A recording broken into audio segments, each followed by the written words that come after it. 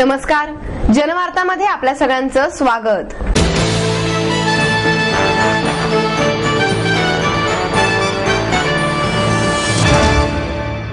पुणे महापालिकेचे यंदाचे अंदाजपत्रक एकांगी असल्याची जोरदार टीका खास सभेत नगरसेवकांनी केली। ज्येष्ठ नेते शरद पवार यांच्या विचारांना वाटण्याच्या अक्षता लावत स्थायी समिती अध्यक्षांनी एकांकी अंदाजपत्रक सादर केले, अशी जोरदार टीका महापालिकेच्या मुख्य सभेत विरोधी पक्षाने केली। त्यात काँग्रेस पक्षाचेही काही सदस्य सामील झाले होते। महापालिकेच्या या अंदाजपत्रकावर मुख्य सभेत सोमवारी चर्चेला प्रारंभ झाला। यावेळी चर्चेत राष्ट्रवादी काँग्रेस पक्षावर फक्त शहराच्या एकाच भागाचा विचार करून अंदाजपत्रक मांडल्याचा आरोप झाला। फक्त आपल्या वॉर्डाचा विचार न करता शहराचा व्यापक विचार करून धोरणे आखा, असा सल्ला राष्ट्रवादी काँग्रेस पक्षाचे नेते शरद पवार यांनी नुकताच दिला होता। त्याचा संदर्भ देत भाजपच्या सदस्यांनी स्थायी समिती अध्यक्ष बाबूराव चांदेरे यांना कान पिचक्या दिल्या। या अंदाजपत्रकाच्या अंमलबजावणीत तरी संपूर्ण शहराचा विचार व्हावा, अशी अपेक्षा भाजपाच्या मेधा कुलकर्णी यांनी व्यक्त केली। आयुक्तांच्या अंदाजपत्रकात स्थायी समितीने विक्रमी वाढ केली आहे, परंतु अपेक्षित उत्पन्न मिळेल का, असा सवाल त्यांनी केला आणि गेल्या वर्षी अपेक्षित उत्पन्न न मिळाल्याने नियोजन डबघाईला आले होते, अशी टीकाही केली। शहरीकरणाच्या वाढत्या वेगात पुण्याचाही समावेश आहे, त्याचे नियोजन अंदाजपत्रकात दिसत नाही। नदी सुधारणा, पाणी पुरवठा योजना यासाठी तरतुदी अपुऱ्या असल्याचे त्यांनी सांगितले। महिलांसाठीच्या अंदाजपत्रकात थोडी फसवणूक झाली आहे आणि सांस्कृतिक केंद्रे आणि भवने यावर उधळपट्टी चालू आहे, अशी टीकाही कुलकर्णी यांनी केली। समितीचे अध्यक्ष चांदेरे यांनी अंदाजपत्रक मांडताना फक्त स्वतःचा भावी राजकारणाचा विचार केला। शहराचा व्यापक विचार करण्याच्या पवारांच्या सल्ल्याला वाटाण्याच्या अक्षता लावल्या। फक्त एका भागासाठी 120 कोटींची तरतूद करून आकसाचे अंदाजपत्रक मांडले। यात शहराच्या विकासाचा समतोल ढासळलेला आहे, अशी खरमरीत टीका मुक्ता टिळक यांनी केली। कोणताही पक्ष दृष्टिकोन न ठेवता शहराचा सर्वांगीण विचार करूनच अंदाजपत्रक चांदेरे यांनी मांडले आहे। पालिकेच्या कर्जाच्या खाईत त्यांनी लोटले नाही आणि करवाढीचाही मोठा बोजा टाकला नाही, असे सांगून आप्पा रेणुसे यांनी अंदाजपत्रकाचे समर्थन केले। अंदाजपत्रकातील लाडकी लेक दत्तक योजनेचे मात्र सर्व पक्षाच्या सदस्यांनी कौतुक करून चांदेरे यांना धन्यवाद दिले। याखेरीज महिलांसाठी जेंडर बजेटमध्ये विशेष तरतुदी केल्याबद्दलही समाधान व्यक्त करण्यात आले। या चर्चेमध्ये पुष्पा कनोजिया, चंचला कोदरे, माधुरी सहस्त्रबुद्धे, धनंजय जाधव, निलिमा खाडे, अस्मिता शिंदे, संगीता ठोसर, अनिल टिंगरे यांनी भाग घेतला।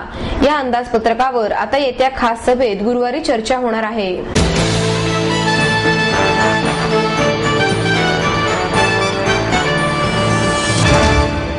आई वडिलांनी पै जमवून मला शिकवण्याचा निर्णय घेतलेला कळत होता। माझ्या उच्च शिक्षणासाठी त्यांनी मला कायमचा आधार मिळवून दिला होता। त्यांनी स्वतःसाठी कधीच काही केलं नाही, पण माझ्यासाठी Samruddha Jeevan multi state multipurpose cooperative society limited. गुंतवणूक भावनांची, आनंद लक्षावधीचा। Samruddha Jeevan multi state multipurpose cooperative society limited.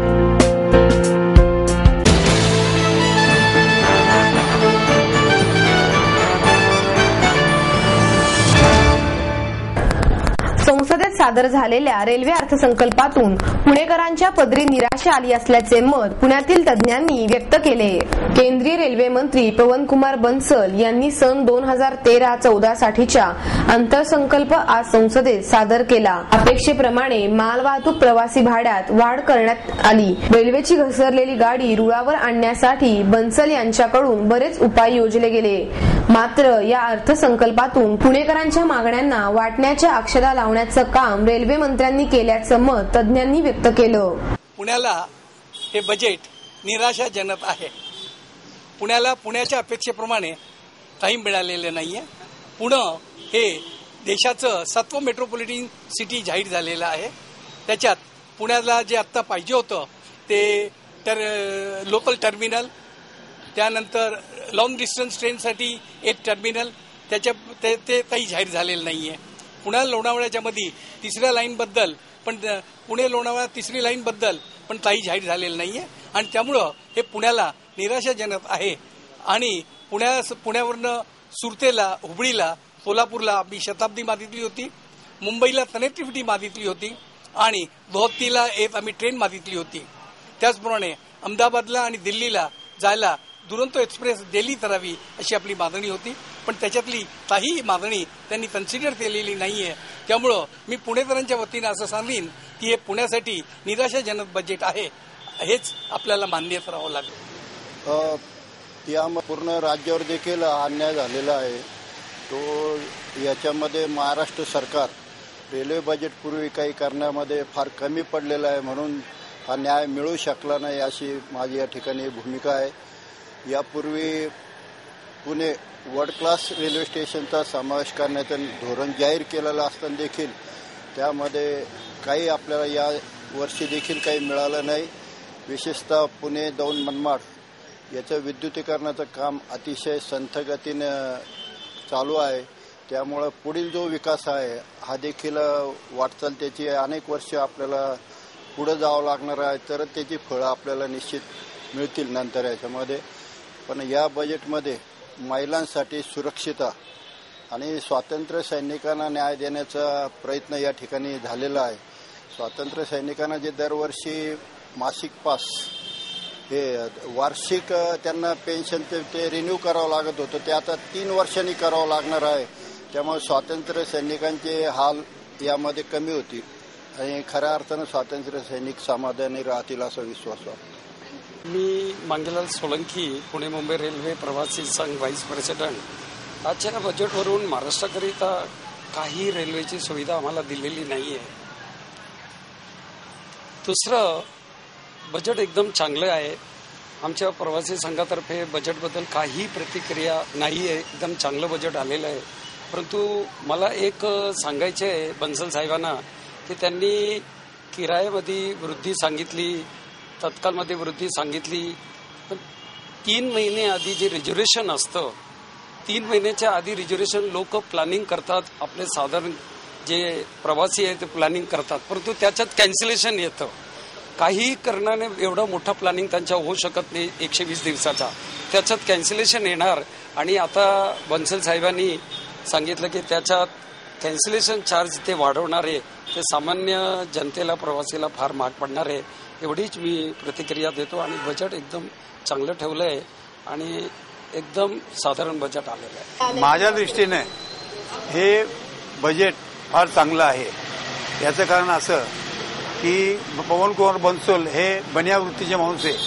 त्यांनी भाडेवाढ न करता लोकांना खुश केलं, पण अप्रत्यक्षरित्या खिशातनं पैसे काढले आणि ते पैसे भाडेवाढीपेक्षा जास्त काढलेले आहेत. आणि त्याच्यामुळं आणि पैशाशिवाय कामं होत नाही. तोट्यात चाललेली रेल्वे हळूहळू ते काढतायत बाहेर.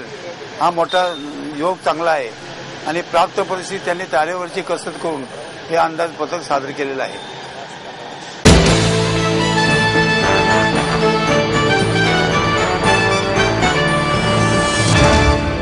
आपको देता है एडमिशन के साथ अपॉइंटमेंट लेटर भी.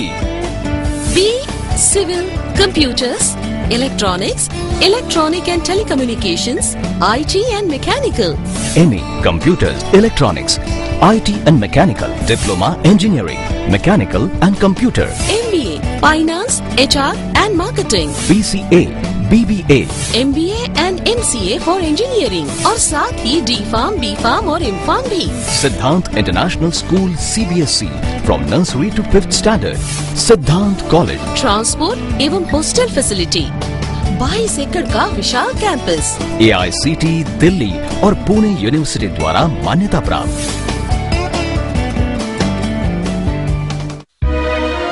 समृद्ध करियर की ओर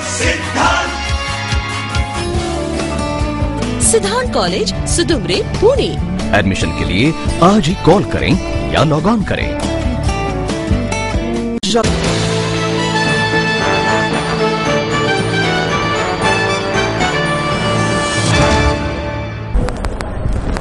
शिवसेनेच्या वतीने देण्यात येणारा यंदाचा मराठी भूषण पुरस्कार ज्येष्ठ अभ्यासक पुरस्कार प्राचार्य हरी नरके यांना जाहीर करण्यात आला.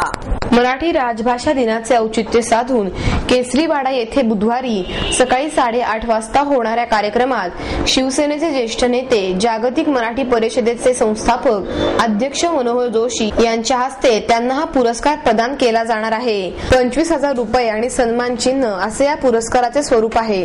पुणे विद्यापीठाचे माजी उपकुलगुरू डॉक्टर ना नवलगुंदकर, शिवसेनेच्या पुणे जिल्हा संपर्क प्रमुख आमदार डॉक्टर नीलम गोरे, आमदार चंद्रकांत मोकाटे, महादेव बाबर उपस्थित राहणार आहेत, अशी माहिती माजी गटनेते आणि निमंत्रक श्याम देशपांडे यांनी दिली.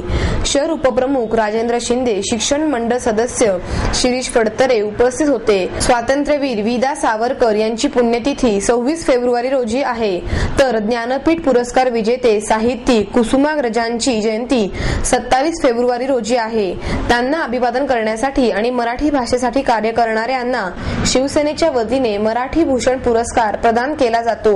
सुधीर गाडगीळ यांच्या अयोध्येचा राजा ते हरिश्चंद्राची फॅक्टरी या मराठी चित्रपट गीतांची संस्मरणीय वाटचाल स्मरणगाणी या कार्यक्रमात यावेळी होणार आहे.